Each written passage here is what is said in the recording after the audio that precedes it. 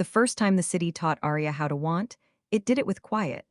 After midnight, all the talkers tucked indoors, all the sirens asleep, all the windows looking like closed eyes that wouldn't judge her if she changed her mind. The neighborhood was a hush of breathing, a dog's collar pinging like a heart monitor, a wind chime promising a storm it couldn't deliver, the slow whisper of her own steps on wet asphalt. The night did not seduce her with spectacle. It emptied itself out until her thoughts became the loudest thing in it, until desire could step forward without shouting. And in that empty, she saw him. He stood beneath a bend-limbed maple whose leaves had turned black in the lamplight, as if the night had swept a brush over them. A shepherd mix waited at his heel, sitting a little too straight, like the dog had learned discipline from the man's spine. He was older than she'd expect to want, silver at the temples, jaw nicked by a life that didn't apologize, a presence built like a doorframe. Not dramatic, but the thing you pass through to somewhere else. He watched the street the way some men watch stock tickers, alert, withheld, measuring. When his eyes found her, the measurement changed. For the first time in weeks, Arya forgot to overthink and remembered to breathe. They crossed paths as if fate were a modest architect. Nothing elaborate, no thunder or music, just a repeated corridor of timing. Arya jogged the late shift as a favor to insomnia and a punishment to regret. He walked his dog like a ritual, the way people pray, consistent, precise, gentle even when stern. The first night, a nod. The second, the hint of a smile, small as a secret bite of chocolate. By the fifth night, there was a word. Evening. If hunger could be polite, it would sound like that. Arya had sworn off complicated men after what came before. A whirlwind producer who loved ambition more than honesty, who called her Starfire when she signed a lease and clingy when she asked him not to lie. She taught herself boundaries like people teach themselves languages late, with an accent. She liked control now, the predictable safety of routines, and yet the body keeps another ledger. When the stranger's shoulder passed within a breath of hers, heat tallied itself, a debt called longing accruing interest. She didn't want a man who could choose not to, a man who wore his history like a hand-stitched suit, fitted, expensive, not for sharing. But want isn't democratic, it appoints itself. The dog, Hector, she'd learn, tugged forward one night, lancet sudden, and Arya's heel slipped on damp leaf skin. The man caught her wrist before the street could, his hand firm, temperature shocking. Not cool as marble, not burning as kitchen flame. Human, present, a promise disguised as contact. He didn't say, careful. He said, Arya, like he already knew her. She didn't remember giving him her name, but the night makes room for impossibilities to wear the plain face of facts. You're bleeding, he added, because in her embarrassment she hadn't noticed the slim red prayer beating at her palm. He had a handkerchief who still carried those, and he wrapped it around her with deliberateness, not intimacy yet, but its perimeter. You live on Barrage? He asked, eyes flicking to the direction she usually came from. She nodded, too aware of the current that ran from her pulse to his thumb. Cassian, he said finally, and the name fit like a key she didn't realize she'd been holding. They started walking together after that, because civility becomes habit when repeated at the same hour. They talked about neutral things. The dog's stubborn affection for squirrels, a bakery that sold croissants that flattered butter, the way some streetlights hummed like old fridges when the air turned cold. But neutrality has seams, and their talk found them. He listened like few men do, not just to answer but to understand where the silence fell. She watched the shape of his restraint. The pauses, the careful retractions, the moments when he seemed to close a door inside himself and set a chair beneath the knob. The night learned their names and kept them. One evening the moon looked less like a coin and more like something bitten, and Arya confessed she hadn't slept well since spring. When? He asked, and she told him the month like a person gives a confession, not a date. He didn't ask for details, he gave her something else. There's a rhythm to night. Once you hear it, it's hard to go back. And she thought, yes, like once you taste salt, water is never simple again. They lingered at the corner where the city park began, a lone bench doing its best to look like a destination. The wind smelled of rain that would not arrive until tomorrow, and the tree above them kept letting go of leaves that had decided their career was over. He reached for her hand, then the way you reach for a railing in the dark, not to own it, but to verify the edge. We don't have to name this, he said, but I'd like to see where it goes. It was the kind of line that could be manipulation in the wrong mouth. Here, it wasn't. It was a measured truth shaped by a man who didn't trade in counterfeit tenderness. Arya could have turned this into a moral inventory.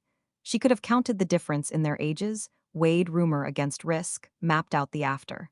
Instead, she looked at the part of herself that had been starving for the person who didn't approach her with hunger alone, but with appetite made dignified by patience. She threaded her fingers through his. Cassian exhaled like someone who'd been holding a plank for too long. The kiss they made was not the fireworks some stories promise. It was the first sip of water after a desert, measured almost slow enough to hurt, careful not to waste. When he pulled back, his forehead rested against hers, and she recognized in herself a tremor she would not call fear, the beginning of surrender. "Tomorrow?" he asked. It felt like a vow the night made with them. She nodded because the body keeps better calendars than the mind. "Tomorrow." And when she walked back alone, the city did not seem empty at all. It felt like a held breath, waiting for her to return. By the next week, night had updated itself from season to script. The same streets, the same bench, new lines. Arya learned the cadence of Cassian's stories the way singers learn harmony, anticipating which notes he'd never volunteer and which he'd give freely. He ran a restoration firm, old buildings, new bones, turning decay into dwellable. "People think preservation is nostalgia," he said, leaning against the bench back. "But it's the opposite. It's faith that the past can bear the weight of a future without collapsing." He wasn't talking only about buildings. Arya filed that voice away like a talisman she didn't know how to use yet. She told him about her job designing museum exhibits no one read enough, how she wanted to make rooms that taught people to feel before they learned to know. "The plaque should be the last thing," she said. "The first thing should be the shiver." Cassian smiled at that, something ungoverned, boyish, hazardously bright. It astonished her to see light like that in a man who curated his shadows. Some people dragged their darkness around like luggage. He stored his in a cabinet he built himself. Hector approved of her with the sanctimony of a noble hound, allowing ear scratches as if he were permitting the human to feel better about herself. "He's a rescue," Cassian said one night. "Most good loves are." Arya wondered whether he included himself in that category and whether she did, and the wondering became a mirror. They learned each other's small. How she added salt to chocolate like a secret sin, how he always scanned an alley before turning into it, how she never wore headphones after dusk, even when the podcast begged, how he hated umbrellas but carried two. This intimacy of detail built something scaffold-like and steady. Under it, desire stopped pretending it was innocent. It would have been easier if there had been a detonation, some obvious spectacle that said danger, retreat, but the night kept indulging them, and they kept treating it like blessing. Until the day had the audacity to interrupt. Cassian texted, not the man who loved words, but the version of him that wanted facts, asking if she could meet earlier, nearer to dusk, at a cafe whose outdoor heaters made everyone's breath look like gossip. She went with the quickened pulse of a teenager and the composure of a woman who'd practiced looking unbothered. He was already there, not alone. A woman sat across from him, her coat the kind of elegant that does not shout its price, her posture fine enough to pass for aloofness. She had the eyes of a person who kept lists and the mouth of someone who broke rules when they needed breaking. Cassian saw Arya, and everything in his face performed restraint, then settled into something she could forgive if he asked for it properly. The woman turned. "You must be Arya," not a question. "Vivian," Cassian said. The name drifted like a silk scarf onto the table. "My wife." The word didn't crack, it didn't shatter the glasses or summon the thunder. It did something worse. It rearranged the air's temperature and made every earlier choice look lit in a new spectrum. Arya did not cry or flee. She sat because pride told her to, and because love is not a bomb, it's an architecture. Sometimes the rot is hidden. Sometimes the load-bearing wall is a lie. Vivian regarded her with the cool of a surgeon who respected the body and would still cut it open. "I found the handkerchief," Vivian said, almost gently, as if handing Arya a blanket for the shock. "In his coat pocket, with your blood." She held Arya's gaze without relish. "You're not the first problem I've solved, but I'd like to be the last." Cassian didn't interrupt. That was its own confession.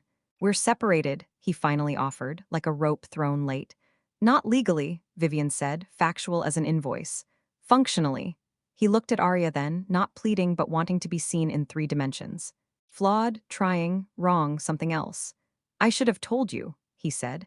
"The good sentence that arrives after the deadline is still late." Arya found her voice in the alley between humiliated and humane. I didn't come here to break anything, she said. I came here because night makes promises day can't stand behind.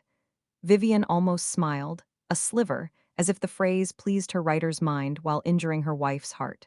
He believes in restoration, Vivian said, tipping her head toward Cassian. He'll try to repair whatever room he's in, whether it should be saved or not. The conversation that followed was the kind that looks like nothing to bystanders and changes lives like surgery.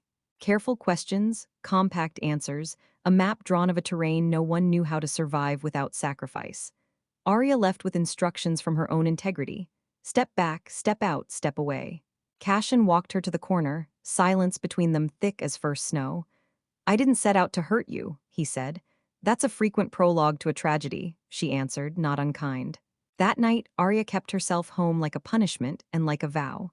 She turned off all the lights and lay on the carpet, because beds remember what was said in them, and floors forgive. Her phone stayed dark. She decided she would not be the crisis that made a man feel alive. She decided the kindest thing she could do to her future self was to disappoint her present one. The city slept like it owed her nothing. And still, in that dark, she thought of him at the bench, of Hector's steady approval, of the way Cassian's hands built steadiness from touch. Desire did not evaporate, it distilled. When she finally slept, she dreamed of rooms. A gallery where the plaques had been removed, where you had to feel your way through with your hands. She woke with the taste of copper, and a decision that didn't feel like bravery so much as a deadline met. She would see him once more, not to negotiate, but to say the kind of goodbye that doesn't ask for argument. Love, if it was love, deserved a closing that didn't lie. The park waited with the indifference of a witness who has seen too much. Cassian was there already, his coat unbuttoned though the air bit, as if he'd decided to be honest at least with his own skin. Hector trotted to Arya and leaned against her shin with such entire dog heart that she almost cried, not from guilt or grief, but from the uncomplicated acceptance animals offer to people pretending to be complicated. I told her I'd move out, he said before hello. I should have done it sooner, not for this, for truth. Arya nodded, not because it absolved him, but because it was the only direction forward that wasn't a circle. I can't be your reward for courage you should have had, she said, and even as she spoke, she reached for his hand like the body reminding the mind what it had sworn to forget. He didn't kiss her. He stood very still, letting the ache name itself. They walked without adding to the sum of their mistakes. Sometimes silence is not neglect, it is the lab where a better language is being built. Near the bench, a young father tossed a foam glider with his daughter, the toy's wings catching lamp glow like small myth. Arya watched the arc and thought, we throw things we love and call it play, and hope they return. Cassian followed her gaze as if it were a compass he trusted more than his own.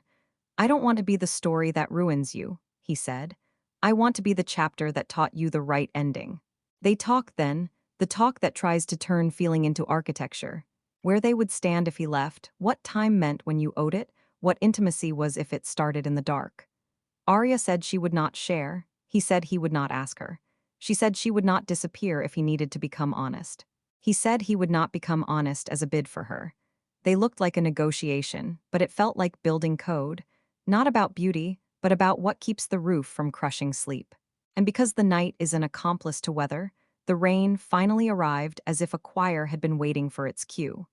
They didn't crouch under the bench like teenagers, they stepped under the maple that had first made him look mythic. The rain moved around them like applause for a decision not yet performed. Cassian touched her face with a reverence that made forgiveness think about itself. If I let you go now, he said, it will be the bravest thing I've done. If I ask you to wait, it will be the most selfish. She tipped her mouth toward the latter and answered the former, then be brave. He kissed her anyway, because people are not saints, because the body keeps records of what it's owed and sometimes settles accounts with interest. It wasn't a theft, it was a tithe, a surrender not to lust but to acknowledgement. Yes, this is ours, and now we will leave it here, in this rain, in this named place, and walk away with the knowledge intact. When he stepped back, she didn't follow. Hector shook himself, rain turning to confetti around canine joy. The world is kind even when it is not gentle. The days that followed were the kind that earn adult as a title, not just an age. Cassian moved into a short-term rental with walls the color of eggshells and a couch that had too much confidence in its own comfort. Vivian's texts arrived measured. like a metronome trying to keep time during a song that had changed tempo. There was money to unwind, a house to catalog, a life to gut and reframe. Restoration, he had said once, and now Arya saw it, not romantic beauty but labor and dust masks, not elegy but work. Arya did not wait in the old way, calendar clutching, heart in hostage. She wrote longer at night, not about him but about the exhibits she wanted to build. Rooms where light arrived like memory, where the first sensation was wonder and the second was grief, where leaving felt like reverence, not escape. She ran at dusk and at dawn, teaching her feet that the city could hold her regardless of who else did. She didn't stop wanting. She practiced wanting without taking. When Cassian called, he didn't call to be rescued. He called to report. We filed. We agreed about the dog like diplomats. I left the oak table. I'll miss it like a person. Sometimes they laughed, like survivors who didn't mistake relief for joy but allowed it anyway. Sometimes they said nothing, companionable as two people reading different books in the same room. On the first night the air tasted like winter, Arya waited on the bench early. She hadn't planned to, but intention isn't always the author of behavior. Cassian arrived with a thermos and 2 cups, coffee so strong it felt like admission. Tomorrow, he said, I sign the last papers. He didn't ask. He offered the sentence as flint. She took it and made a small fire in her chest and asked the question that had been patient. What part of you do you lose to become this honest? He thought a long time, an honest art form. The part that wanted to be admired more than known, he said. She nodded, and the rainless night put its hand on both their shoulders. They parted with a kiss that did not apologize and did not promise more than it could. Arya walked home on streets that remembered her feet. She slept like rooms that had been aired out. When morning came, it did not judge the night. It made coffee and paid bills and returned emails and treated love like the particular form of work that it is when it wants to last. The last signing was a Tuesday that pretended to be any other Tuesday. Paper made grave noises beneath pens. Names became legally separated from rooms. Cassian left the office lighter and older. He walked to the park without a leash because Hector was with Vivian this week, the arrangement as fair as they could make it without one of them amputating love. The sky wore a blue that dared happiness to be obvious. He chose not to be ashamed of it. Arya had brought a book and didn't read it. She watched the path like a person who understood the difference between hope and entitlement. When he came into view, she stood. They both laughed at themselves. Hello, she said.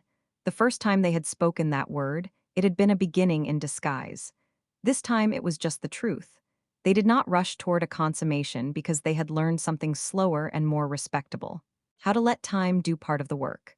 They walked the old route and made new variables, detouring down a street where the jacaranda had the audacity to bloom against the calendar, purple confetti on sidewalks like a secret parade.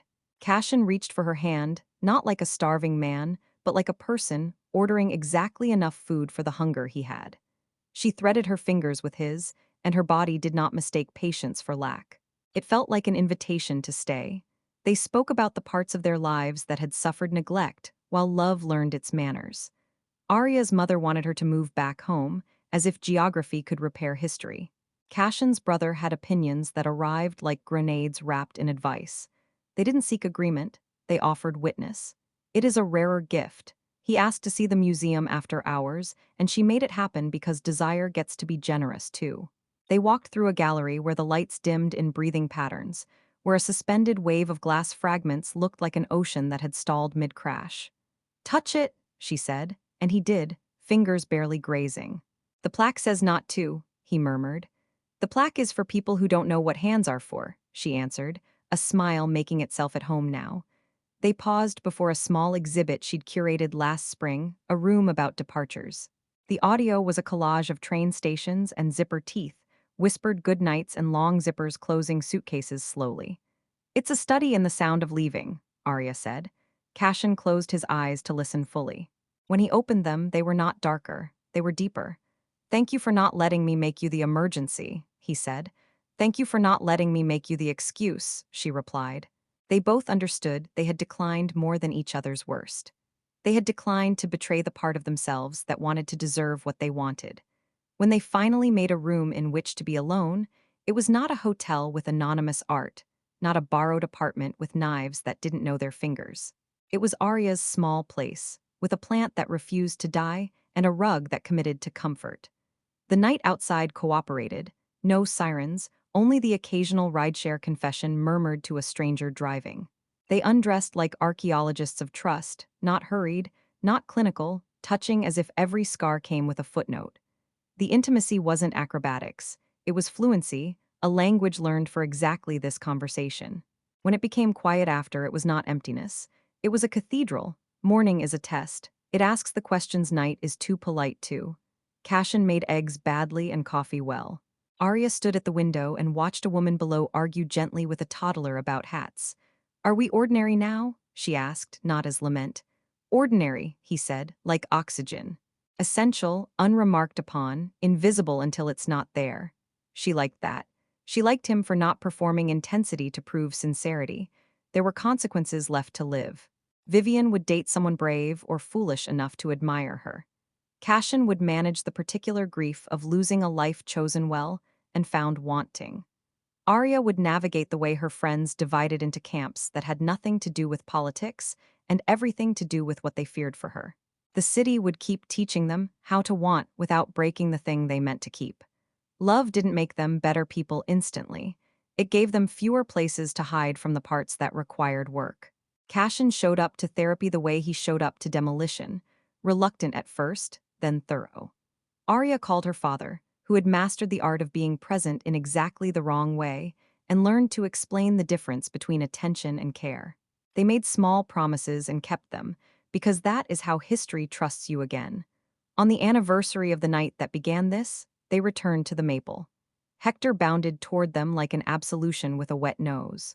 Vivian stood at a thoughtful distance, speaking with a friend, her code a decision that said she had plans and they did not include regret as a hobby. When she glanced over, Arya lifted a hand, not in apology, not in victory, but in acknowledgement. We survived the room we built and then left. Vivian lifted a hand back, the exact size of grace she had that day. Arya and Cassian sat on the bench and shared a croissant, the kind that respects butter with devotion. The lamplight did its old benevolent trick, making ordinary faces cinematic for a minute at a time. What would you have done? Arya asked. If I had said back then to run? Cassian considered, then shook his head. I would have stood still. Running is for when you're chased. I was only avoiding myself. She laughed and pressed her shoulder to his. They ate. They watched a new couple practice the careful art of pretending not to be in love yet. They let the night become quiet enough that the city could hear itself. When they stood to go, the maple shook loose a few leaves out of season, indulgent as an old friend who lets you repeat your favorite story. Arya took his hand and felt, as always, the presence and the promise. Tomorrow? She asked, and it wasn't a vow or a test. It was the way the faithful greet the morning ordinary, oxygen enough. Tomorrow, he said and meant it. The night closed behind them like a well-made dew.